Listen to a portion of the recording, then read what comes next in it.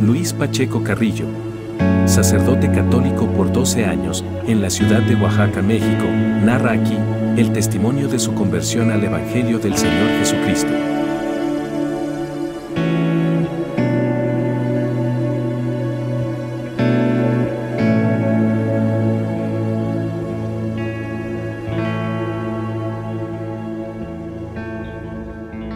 En el año de 1929, nací en una pequeña población del estado de Puebla, Zapotitlán, Salinas, en el seno de una familia practicante de la religión católica, en donde 3 de mis tíos eran sacerdotes.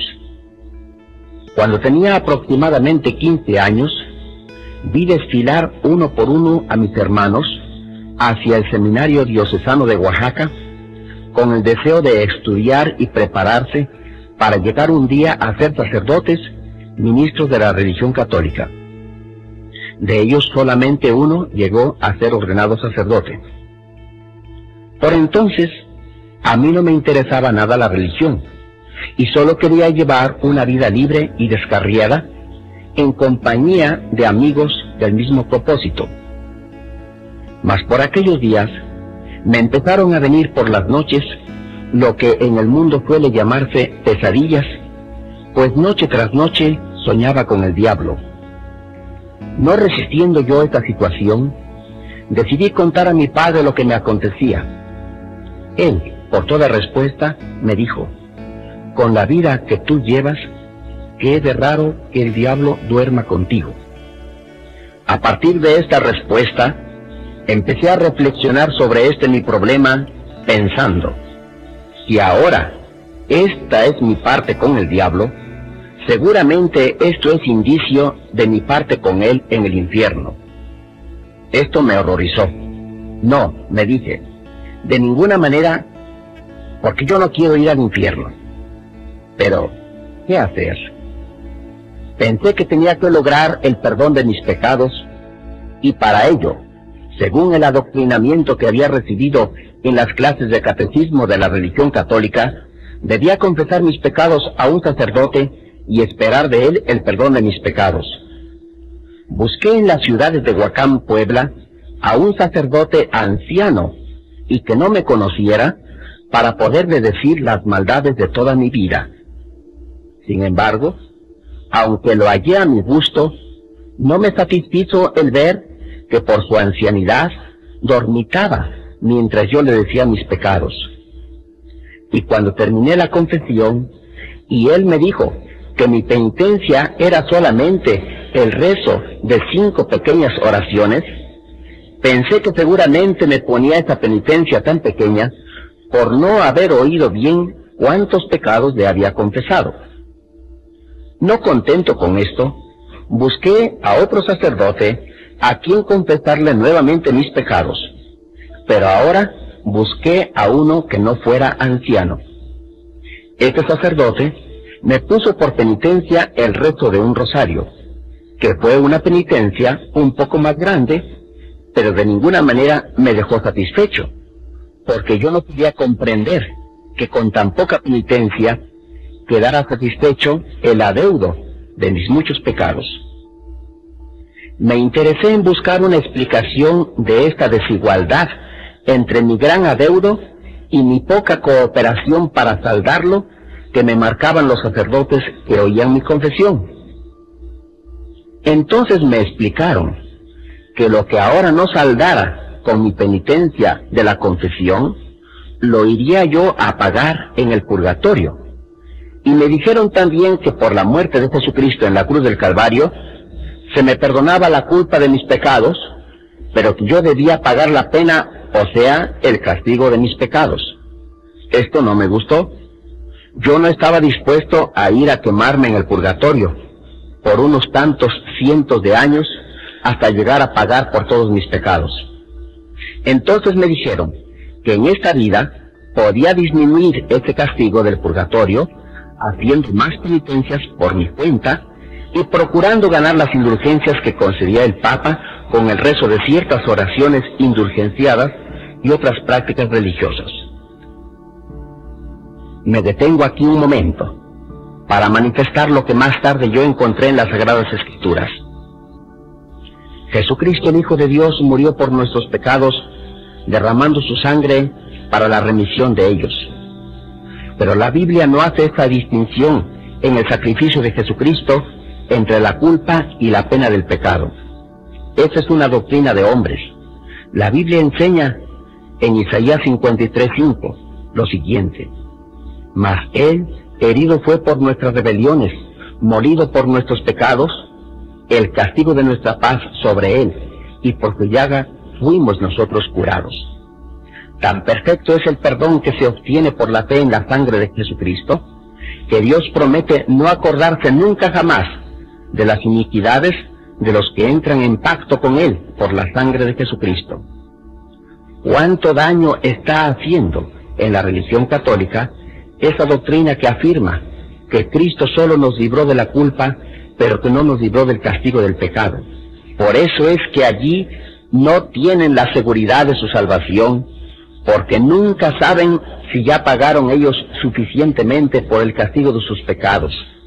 En cambio, nosotros, confiando, tal como lo dice la Escritura, en la ofrenda poderosa y suficiente que Cristo presentó una vez al Padre Celestial en lugar nuestro por el pecado de todos nosotros, desde ese momento que confiamos plenamente en el sacrificio suficiente del Señor Jesús por nosotros, encontramos la seguridad de ser libres de todo castigo por el pecado por la fe en el Señor Jesucristo. Yo sé que cuando un evangélico habla de esta manera a un sacerdote, entonces el sacerdote, como lo hacía yo antes, presenta el texto de Colosenses 1:24, en donde se dice que nosotros completamos en nuestra carne lo que faltó a las aflicciones de Cristo. Pero ahora que ya hemos leído bastante la Biblia, encontramos en el contexto bíblico que allí San Pablo se está refiriendo a las persecuciones y diversos sufrimientos que le venían por el nombre del Señor y por predicar a otros el auténtico evangelio. Pero de ninguna manera allí se trata de sufrimientos para alcanzar el perdón de los pecados. Pueden leerse a este respecto los textos de 2 Corintios 1:5, 2 Timoteo 1:8 y 2 Timoteo 2:10, etc. Bien, después de esta aclaración bíblica, prosigo narrando mi testimonio. Con aquella doctrina de poder ahora, de diversas maneras, conseguir una disminución del castigo del purgatorio, decidí ingresar a un convento de monjes donde la vida consistiera principalmente en hacer penitencias para expiar por los pecados de la vida pasada. Ingresé al seminario filipense de la ciudad de Puebla en el año de 1945. Allí busqué principalmente resolver ese mi problema purgatorio que me afligía. Allí en este seminario me enseñaron a hacer penitencia. Me azotara con cuartas, me pusiera un cilicio de clavos en la cintura, me bañara con agua fría helada todas las mañanas a las 4 de la mañana, y me pusiera otras mortificaciones en el cuerpo. Sobre todo tuviera muchos rezos para que con ello alcanzara el perdón de mis pecados. De este seminario pasé a Roma en el año de 1948, en donde estuve estudiando en la Universidad Gregoriana por 2 años, para obtener un título académico, pues los superiores del seminario de Puebla dispusieron dedicarme al magisterio en dicho seminario. Finalmente, pasé al seminario de Oaxaca en el año de 1955, y allí fui ordenado sacerdote 2 años después, en el año de 1957, por el entonces arzobispo de Oaxaca, doctor don Fortino Gómez León, quien también me dio el nombramiento de prefecto de disciplina y de profesor de diversas asignaturas en el mismo seminario diocesano de Oaxaca. Durante 8 años más continué mi vida penitencial siendo ya sacerdote. Pero llegó un momento en que me puse a reflexionar sobre lo logrado con esa clase de vida. Por una parte, podía constatar que mi vida de maldad tomaba nuevas formas y por tanto mi cuenta con Dios era ahora más grande. Por otra parte, la conciencia me decía que ciertamente no había yo expiado nada por mis pecados pasados. Ante esto, estaba yo experimentando el fracaso de todos esos medios que me habían aconsejado para escapar de un purgatorio. Entonces me preguntaba, ¿qué lugar me correspondería después de la muerte? ¿Sería el cielo? Yo sabía que no. ¿Sería el purgatorio? Quizá tampoco. ¿Sería el infierno? Seguramente. Yo veía que hacia allá estaba caminando seguramente. Pero, ¿qué hacer? Resolví entonces no pensar ya nada acerca de esto, pues solo me atormentaba con este pensamiento y no veía una solución clara y segura a este problema. Por 2 años viví así, sin querer pensar ya en el más allá después de la muerte. Pero, gracias a Dios por su misericordia, algo pasó en el año de 1967. Hizo falta en el seminario de Oaxaca un profesor para la clase de la Introducción a las Sagradas Escrituras. Me tocó a mí dar esa clase. Me preparé para esa clase leyendo y estudiando el libreto de esa clase. Pero no fui tan feliz en esa primera clase que di, pues los alumnos mostraron enfado y descontento en esa mi clase.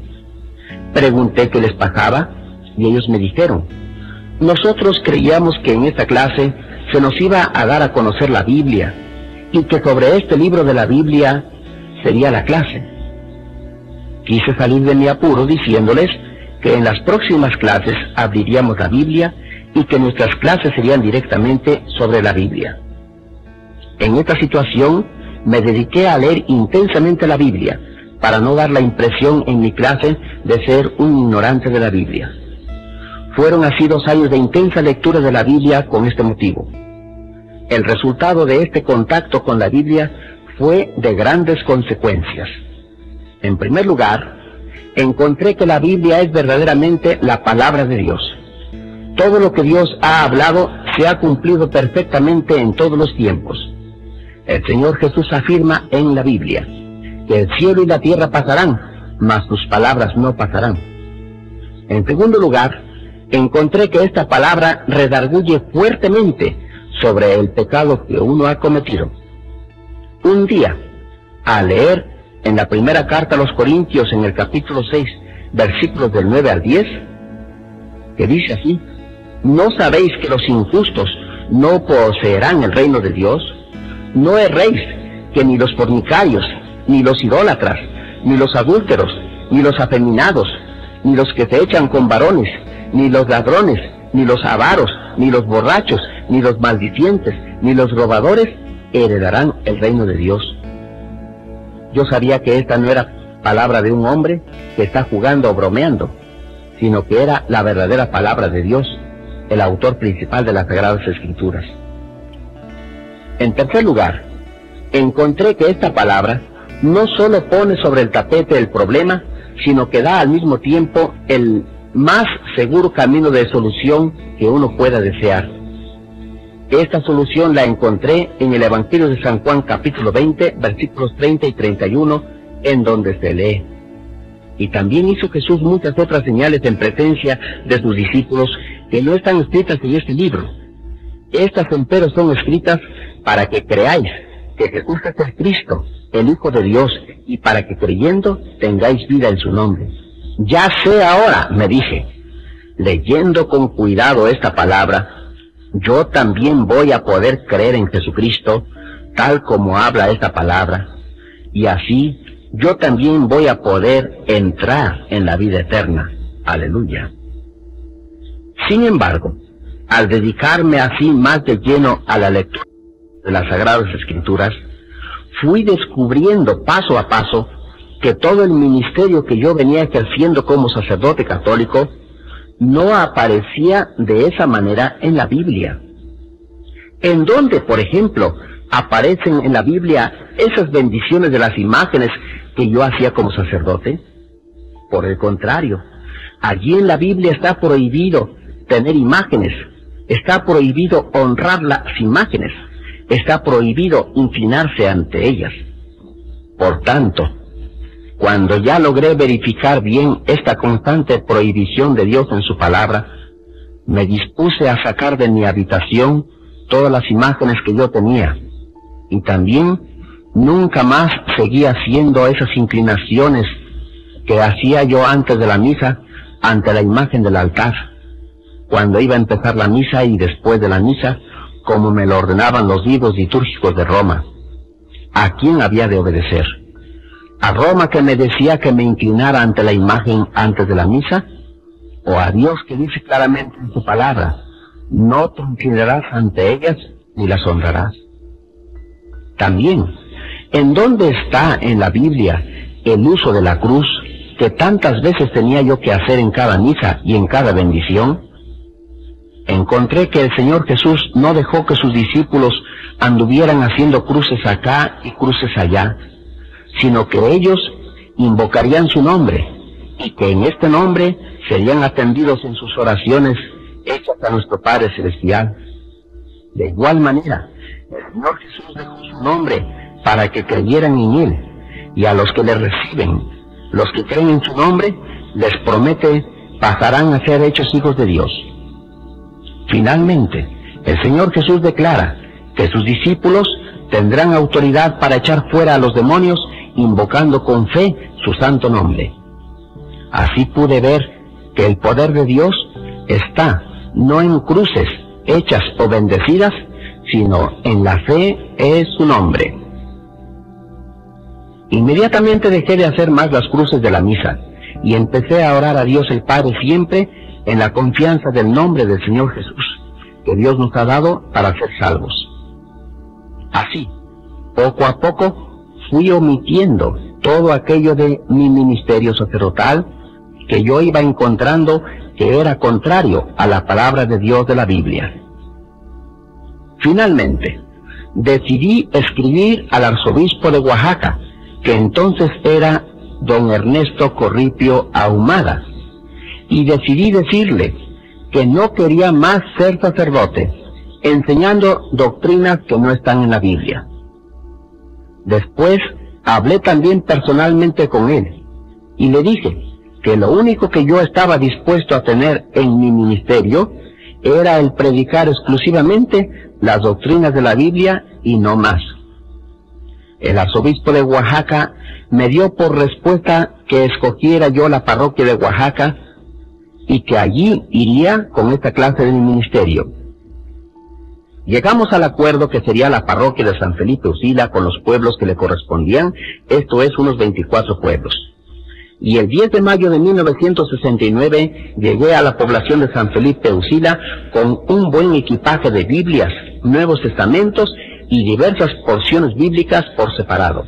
Al cabo de año y medio de andar recorriendo esos pueblos con la administración de la palabra de Dios de la Biblia, yo podía contemplar un panorama muy hermoso, viendo muchedumbre de personas que a mi llegada a esos lugares eran de lo peor, asesinos, adúlteros, borrachos, ladrones, etc. Y después de haber tenido contacto con la palabra de Dios de la Biblia, habían conocido al Señor Jesucristo, el Salvador prometido a los hombres, en quien habían creído y quien los había salvado poderosamente. Por esos días me llegó carta del arzobispo de Oaxaca, en la que se me decía que bajara yo a Tehuacán, Puebla, para participar en las jornadas de la cruz, que serían los días 4, 5 y 6 de diciembre de ese año de 1970, y que después podría yo continuar trabajando en la misma parroquia a mi cargo, conforme él me lo había dicho. Era primera vez que yo oía hablar de esta clase de jornadas, una clase de estudios que daban un enfoque nuevo a las relaciones del pueblo con el sacerdote y a las relaciones del sacerdote con el obispo. Al llegar a Tehuacán, me encontré con una reunión de unos 50 sacerdotes y varios obispos de otras diócesis. Empecé a informarme acerca del objetivo de dichas jornadas y me sentí muy turbado al saber que al fin de las jornadas los sacerdotes debían hacer juramento de obediencia al obispo, y los obispos debían ratificar su voto de obediencia al Papa, y así, prácticamente, yo estaba mirando a dónde iban a conducirme tales jornadas, esto es, a volver a tomar las doctrinas de Roma y a sujetarme ciegamente a ellas, como allí se enseñaba. Comenté con los sacerdotes que yo no estaba dispuesto a esto, pues ya había conocido la autoridad de la Biblia, la cual, por ser auténtica palabra de Dios, sí había que creer y sí había que obedecer. Entonces me empezaron a visitar algunos sacerdotes a mi celda para decirme que no fuera a dejar de hacer el juramento anunciado para el final de las jornadas, porque si no hacía ese juramento, yo quedaría ya fuera de la organización de la Iglesia Católica. Al contrario, me instaban a que hiciera ese juramento, y así permanecería yo dentro de esta organización de la Iglesia Católica, y de esta manera podía yo ayudarles a ellos en las doctrinas de la Biblia, y así más tarde, varios de ellos también podrían salirse de esta organización. Me decían, no seas egoísta, no te salgas, espéranos, y nos saldremos contigo varios de nosotros. Con esta palabra fui vencido, pues aún no había yo hecho mi decisión total por Jesucristo, y por tanto, no hubo fuerza en mí en esta ocasión. Llegó el momento. Hice tal juramento ante el obispo de Tehuacán, con verdadero pesar de mi corazón. Fue la hora más triste de mi vida. Saber ya que era un camino errado, y a pesar de eso, haber tenido que jurar el caminar por él. Al día siguiente, tomé inmediatamente la avioneta para llegar pronto a encontrarme con los hermanos de la parroquia. ¡Qué impresión aquella! Esos hermanos estaban gozosos por la nueva vida que habían recibido de Cristo a través de su santa palabra. Hermano, me dijeron, mira, ahora que te fuiste, ya te han convertido tales y tales personas. Cristo tiene poder. Esto fue para mí un golpe muy duro a mi corazón. ¿Qué voy a hacer? A estos hermanos que Cristo ha salvado, cuando yo les he dado exclusivamente su santa palabra de las Sagradas Escrituras, y no les he enseñado nada de las doctrinas de Roma, ahora voy a empezar a mostrar el antiguo camino de las doctrinas de Roma, en el cual yo anduve cuando sacerdote, y por el cual nunca vi el fruto de un cambio tan poderoso y tan profundo como el que yo estaba viendo en esos hermanos. Ciertamente, había yo hecho juramento al obispo, y de acuerdo a este juramento, así tenía que proceder. Pero no me atrevía a hacerlo. Tampoco tenía fuerza para continuar como antes, exhortándolas a creer en la santa palabra. Así pasaron 2 días. Y al tercer día, después de haber estado comparando detenidamente las doctrinas romanas con las doctrinas de la Biblia, no pude más. Me levanté de mi escritorio allí en el curato, aquella tarde del tercer día. Cerré las puertas del curato y entonces caí de rodillas en el centro de esa habitación para decir al Señor Jesús esta oración. Señor Jesús, ahora veo que son 2 caminos muy distintos, el de las doctrinas de Roma y el de tu santa palabra. Por 12 años he mostrado a muchos las doctrinas de Roma y nunca vi un cambio poderoso en las gentes como lo estoy viendo ahora, que solamente he dado a estas gentes las enseñanzas de tu santa palabra. Esta tarde me decido totalmente por tu palabra, y tú serás mi Señor, y tú serás mi guía. Entonces sentí un gozo y una seguridad tan grande como nunca antes. Abrí las puertas del curato, llamé a los hermanos, los animé a seguir adelante, y que desde entonces haríamos todo lo que Dios dice en su santa y bendita palabra.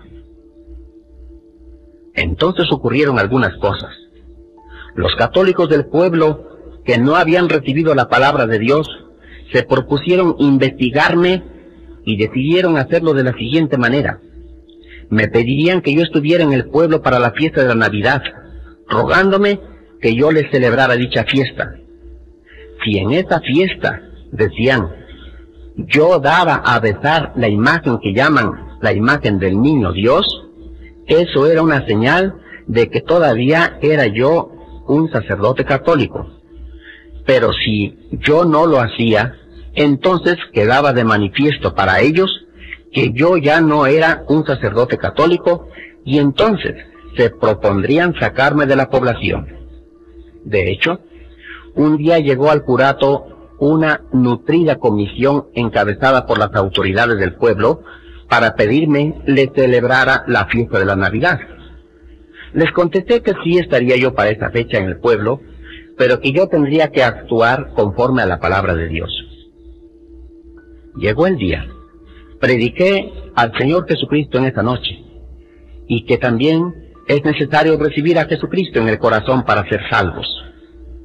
Terminé con oración y con alabanzas al Señor, por los que recibieron al Señor esa vez, y terminé sin dar a besar a la gente la imagen como lo estaban esperando.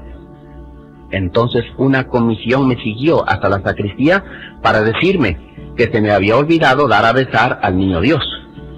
Yo les contesté que eso ya no lo podemos hacer, porque eso es la idolatría que tanto ofende a Dios.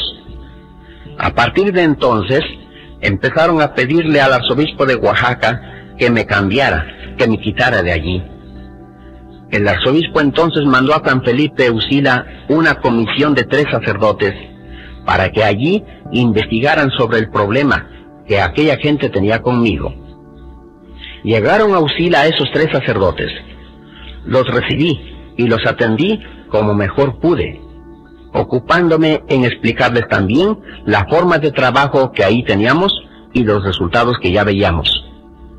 Por la noche les invité a que estuvieran presentes en nuestra reunión de la Biblia y de oración. En esa reunión les invité a que dijeran alguna palabra a la congregación, y uno tras otro fue pasando, expresándose casi de idéntica forma los 3, en estos términos más o menos. Amadísimos fieles, nos da gusto que ustedes ya están leyendo la palabra de Dios de las Sagradas Escrituras. Sigan adelante y que Dios les bendiga. Al día siguiente, cuando ya se disponían a regresar a Oaxaca y estaban esperando la avioneta, me dirigí a ellos preguntándoles de la siguiente manera: ahora ustedes llevarán al arzobispo la información de lo que han visto y oído, pero quiero hacer a ustedes una pregunta que creo me podrán contestar. Díganme, ¿esto que han visto es de Dios o no es de Dios? Entonces uno de ellos, el sacerdote Manuel Gaitán, que era párroco de Valle Nacional, Oaxaca, contestó de la siguiente manera: mira, Luis, eso que estás haciendo es lo que tenemos que hacer todos nosotros. Yo ya empecé a hacerlo un poco en mi parroquia, pero la gente se me viene encima. Tú ya te aventaste, a ver cómo te va. Esta respuesta fue para mí muy significativa, porque los otros 2 sacerdotes no la contradijeron en nada, sino solo dejaron entrever sus temores por lo que pudiera provenir de los no creyentes. El resultado de esta visita investigadora fue que el arzobispo de Oaxaca citó a una junta en la casa del arzobispado a todos los párrocos foráneos, representantes de todo el clero de Oaxaca, y a esta junta fui llamado también para responder a las preguntas que allí se me harían. Duró 3 horas esta junta, en la cual no se trató otro asunto que el caso del párroco de Usila. Contestando con la ayuda de Dios a las preguntas y objeciones que ahí se me presentaron, terminó finalmente el arzobispo Corripio Ahumada con estas palabras: pues que siga el padre Pacheco, pero con cuidado. Volví a la parroquia. Los hermanos se gozaron. Los no creyentes tuvieron una reacción contraria al ver que no habían logrado su propósito de obtener del arzobispo que me quitara de ese lugar. Le escribieron entonces al arzobispo con amenazas sobre mi persona si no me quitaba de ahí cuanto antes. El arzobispo entonces me puso un telegrama urgente para que me presentara en el arzobispado de Oaxaca. Llegué al arzobispado de Oaxaca el día indicado y entonces el arzobispo me dijo: ahora sí, ya no se puede más. No sabes cuántas son las acusaciones que han llegado contra ti. Ya he consultado con los consultores diocesanos y hemos dispuesto que salgas de ahí. Señor arzobispo, contesté, ¿podría yo saber cuáles son los delitos de que se me acusa? Entonces el arzobispo me dijo: mira, no es que hayas hecho algo malo, no hay ningún delito tuyo. Estoy de acuerdo contigo en todo lo que estás haciendo, pero nosotros poco a poco vamos a dar a la gente la Biblia. Mira, me voy a morir yo, te vas a morir tú. Van a pasar 100, 200, 300 años y aún no vamos a poder enseñar así todavía la Biblia. Ese es el problema, que tú estás procediendo muy rápidamente. Pero señor arzobispo, yo no voy a vivir 200 o 300 años. Y lo que yo ya sé, que es lo de Dios, eso es lo que tengo que mostrar a la gente, si yo me presento como un ministro de Dios. De otra manera, ciertamente, yo sería un mentiroso diciendo que es de Dios lo que sé que no es de Dios. El arzobispo insistía en su posición, y yo no podía proceder en contra de la luz de la palabra de Dios como me alumbraba. Al prolongarse por algún largo momento esta situación, pedí al arzobispo me permitiera poner por escrito esta mi determinación. Él me proporcionó papel y su máquina de escribir, y me dejó solo para que yo escribiera mi determinación final. Allí escribí mi resolución de proseguir el camino de la palabra de Dios de la Santa Biblia. Y ya que llegó el momento de no poder continuar este camino dentro de la Iglesia Católica, lo haría ahora fuera de esta organización, pues yo veía que esta organización no tiene el propósito de obedecer a Dios, sino más bien lo que busca es no tener problema con la gente. Pero yo prefiero, me dije, no tener problema con Dios, aunque quizá lo pueda tener con alguna gente que no quiere aceptar la palabra de Dios. Pero ya el Señor Jesús lo advirtió con estas palabras: no temáis a los que matan el cuerpo, mas al alma no pueden matar. Más bien, temed a aquel que puede destruir cuerpo y alma en el infierno. Le entregué esta carta al arzobispo, me despedí de él, me fui al hotel a donde yo estaba hospedado, y cuando iba yo caminando por la calle, un pensamiento me sorprendió. Ahora sí, estoy sin religión, ahora estoy solo, ¿qué voy a hacer? Llegué al hotel y caí de rodillas en mi cuarto. Señor, dije en oración, ¿cómo llegaré a ti, no teniendo ahora religión? Allí me alumbró el Señor con su santa palabra. El Espíritu Santo me trajo a la memoria la palabra bendita que dice, Jesús le dice, yo soy el camino, la verdad y la vida, y nadie viene al Padre sino por mí. O la palabra que dice, porque hay un Dios, y asimismo un mediador entre Dios y los hombres. Este fue el momento precioso de yo poner entonces mi confianza en nada, ni en nadie más que en el Señor Jesús, el único que está puesto para llevarnos a la íntima comunión con Dios desde ahora y para siempre. Recordé las palabras de Hebreos 7:25 que dicen, por lo cual puede también salvar eternamente a los que por él se allegan a Dios, viviendo siempre para interceder por ellos. Inmediatamente arreglé mi viaje de retorno a Usila. En llegando, reuní a los hermanos para darles la última noticia. Allí reunidos les dije, ya no estoy en la Iglesia Católica, porque allí no pude ser cristiano. Vendrá pronto otro sacerdote a este lugar de parte del arzobispo de Oaxaca. Y ahora quiero hacerles una pregunta. Cuando venga el nuevo sacerdote, ¿Preferirán ustedes estar con él para que les enseñe y les administre conforme a las doctrinas de Roma? ¿O están ustedes dispuestos a seguir el camino que hemos encontrado en la santa palabra de la Biblia? Pónganse de pie, les dije, los que ahora preferirán estar con el nuevo sacerdote para seguir conforme a las doctrinas de Roma. Ninguno se puso de pie. Otra pregunta. ¿Quién los salvó a ustedes de su vida perdida? Todos contestaron, Cristo. Pónganse entonces de pie, si ustedes están dispuestos a seguir al Señor Jesús conforme a su santa palabra. Todos absolutamente se pusieron de pie. Y entonces uno de ellos me dijo que ya iba a llegar este momento y que ya tenía en su casa preparado un departamento para mí.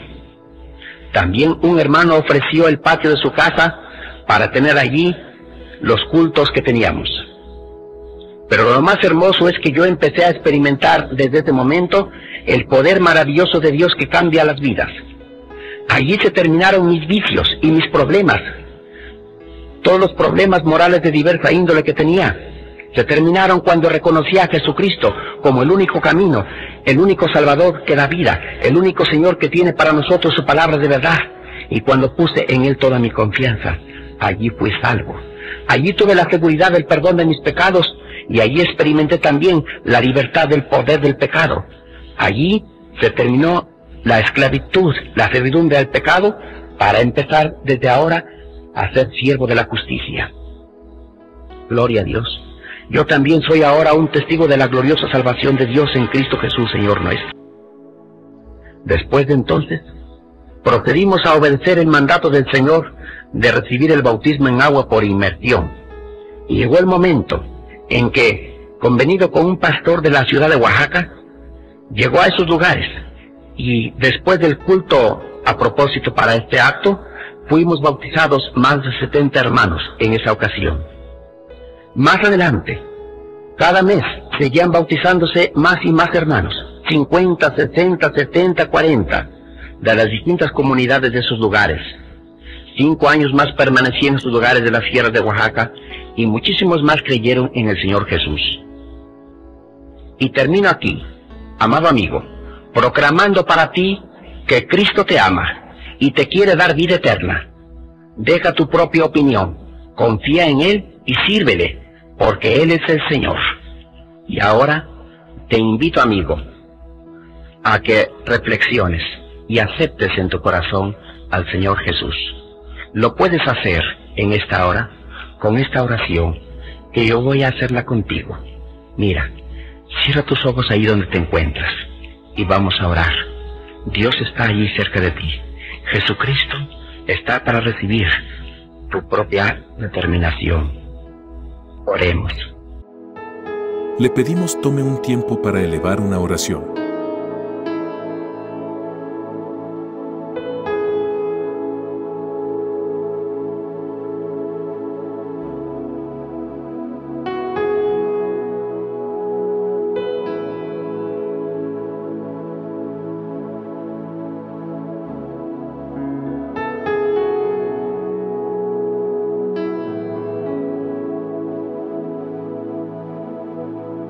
Habló para ustedes, en el amor del Señor Jesucristo, Luis Pacheco Carrillo, ex sacerdote católico, ahora siervo de Dios convertido al Evangelio de Jesucristo. Que Dios les bendiga. El hermano Luis Pacheco continuó su trabajo llevando el Evangelio primeramente en la zona de la cuenca de Veracruz y Oaxaca. Asimismo transmitía por radio el Evangelio llegando a otros estados de la República Mexicana. Falleció en el año 1988, fundó un movimiento que alberga más de 100 iglesias en toda la República. Te invitamos a escuchar la segunda parte del testimonio del hermano Luis Pacheco, donde expone el trabajo de sus investigaciones, doctrinas romanas frente a la doctrina bíblica.